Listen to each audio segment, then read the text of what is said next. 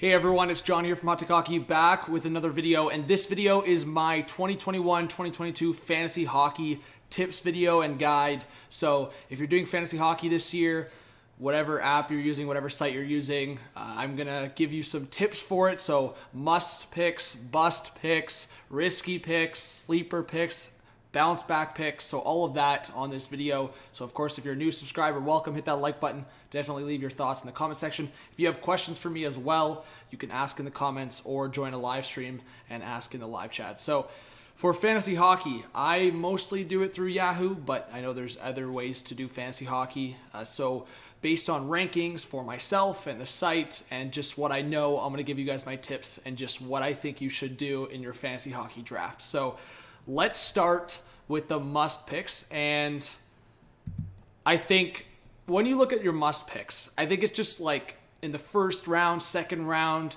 these are picks you can't go wrong with. These are picks that if you select this player, you're most likely going to have this player as one of the best on your team. So Marchand, Bergeron, Pastrnak, you can never go wrong with the top line of the Bruins. The Tkachuk brothers. I think Brady Tkachuk is going to keep moving forward as one of the best, or if not the best player or forward on the Sens. And obviously Stützle's there, but that's more of an underrated pick. And then Matthew Tkachuk. Even if they don't produce, you know the Tkachuk brothers are throwing around hits. They produce a lot of shots, so that's good for fantasy. Aho and Svechnikov. I think with Aho, you know what you're getting there. Svechnikov, it's a lot more in different categories like shots, hits as well. Patty Kane, you can never go wrong with Patty Kane. Always a high production guy, a lot of points. McDavid, Draisaitl, don't really have to explain that one. Huberdeau, Barkov, one of the better duos in the league now. We've really seen them emerge. McKinnon, Rantanen, Landeskog, if they're the top line in the Avalanche, then you can't go wrong with that either. Kaprizov, we saw him being the number one guy in Minnesota. If he comes back, he's a must. Panarin, definitely a must pick. Crosby, must pick if he's healthy. Point and Kucherov and Vasilevsky, must picks for the Lightning. Matthews and Marner, must picks. Also say if Tavares is healthy, he's a great pick as well, but I wouldn't pick him super early. Roman Josi, must pick. It was slow last year, but definitely picked it up in the second half. Quinn Hughes, Pettersson. If Pettersson's healthy, must pick. Hughes, must pick. Hedman as well on the Lightning, must pick. Carlson, Ovechkin, must picks. And Scheifele, Ehlers, and Connor. I think I'm saying three guys. I think Connor, the amount of goals he puts up, especially if goals are prioritized in your league. And then Ehlers, I think just the position, versatility, and just Scheifele. I know there's some hate towards Scheifele, but one of the better centers and point producers.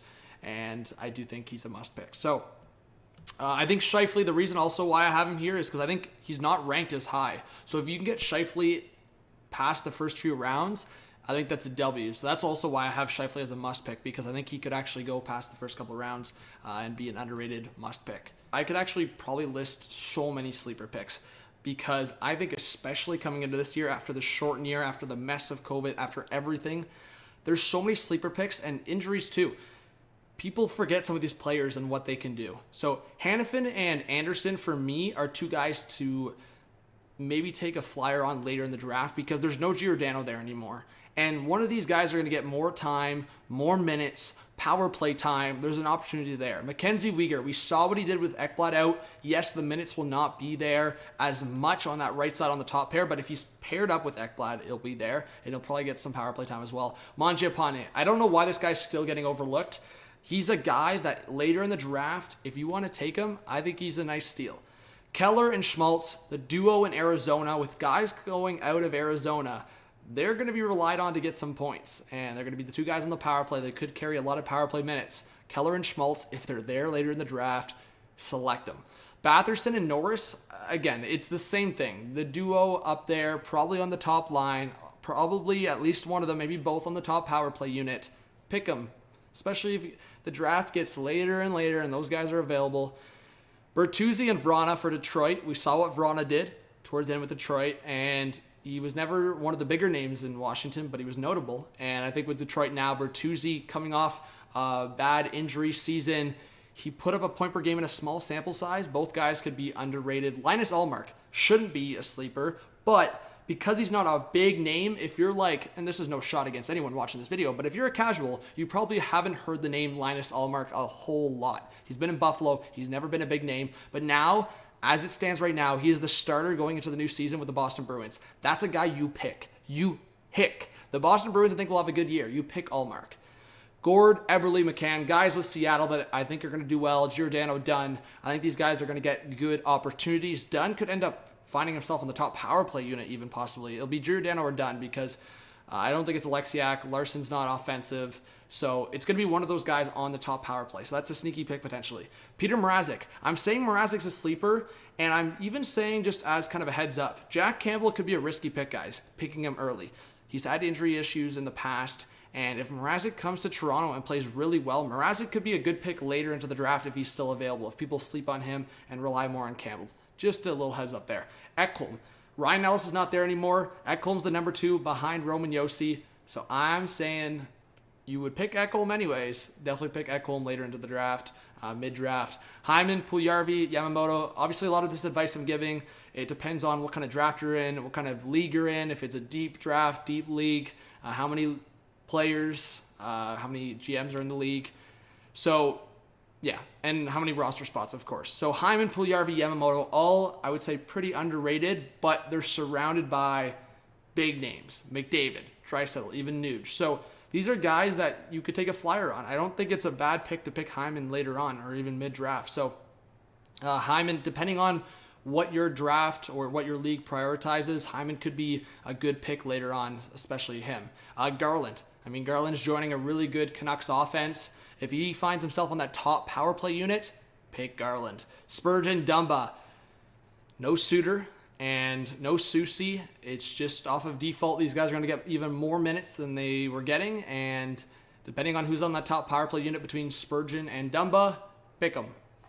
Tony DeAngelo, if he finds himself, yes, there's big controversy around DeAngelo, but if he finds himself on the top power play unit for the Carolina Hurricanes, that could be a sneaky pick. Ristolainen, new team, and maybe the change of scenery helps him. He puts up a lot of hits. It could be a sneaky pick later in the draft, especially if hits are good in your league.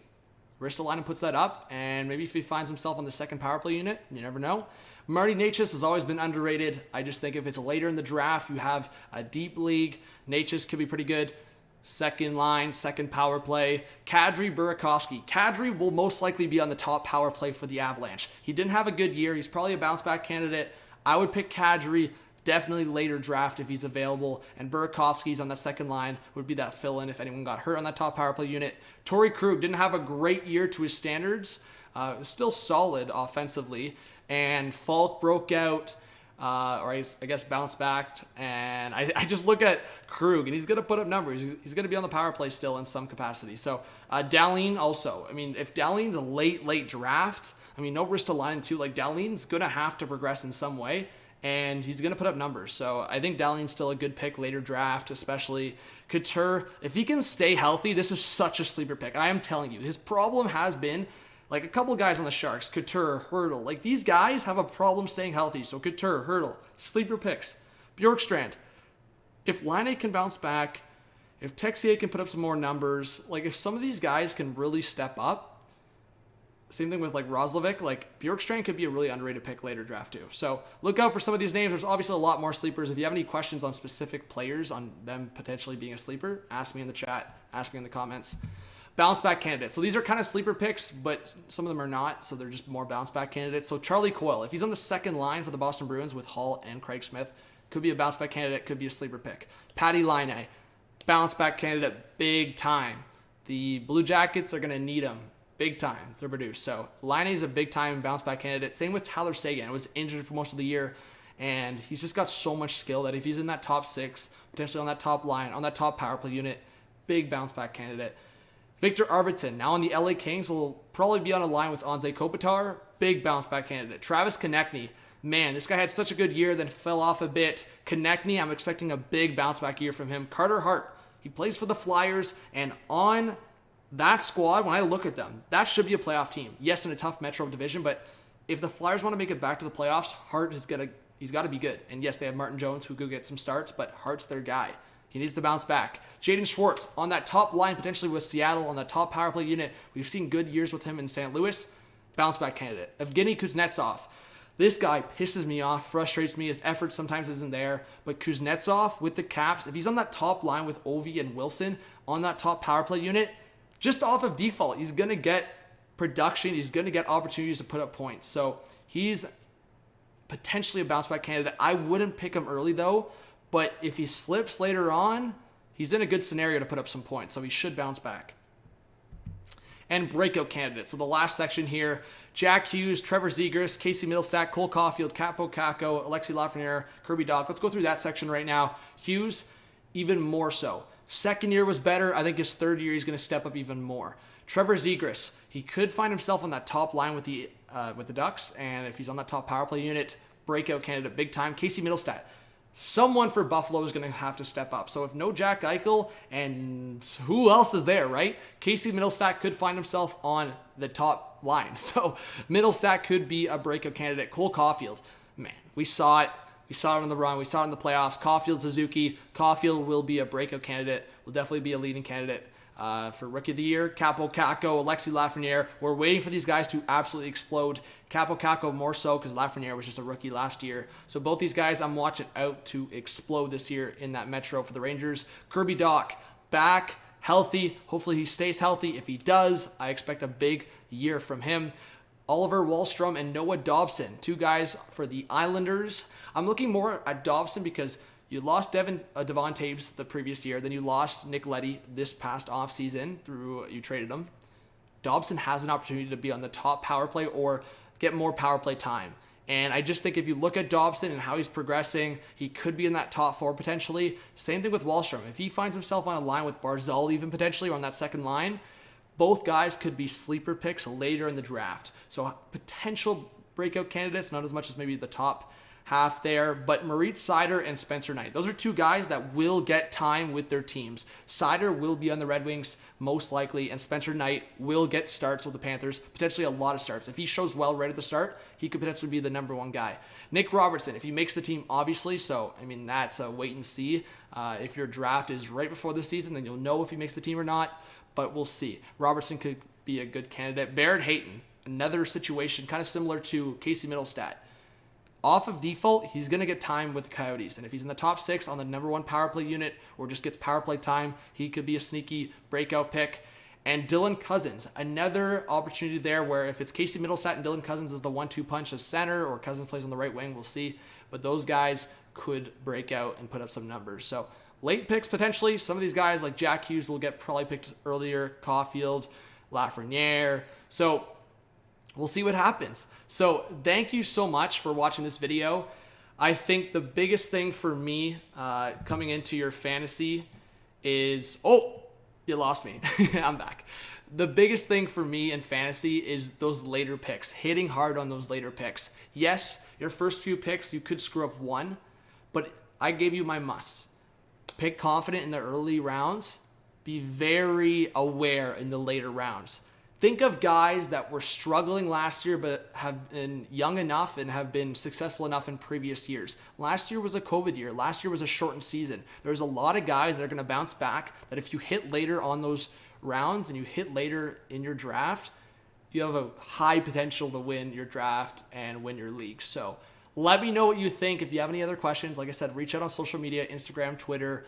Reach out in the comments, reach out on the live chat. I stream a lot. I'll be streaming a lot throughout the season. I'll be making a lot of videos. I'm on the grind. I'm back. So hit that subscribe button, drop a like, leave your thoughts in the comments. It was John from Hot Take Hockey. Have a good one. Peace out.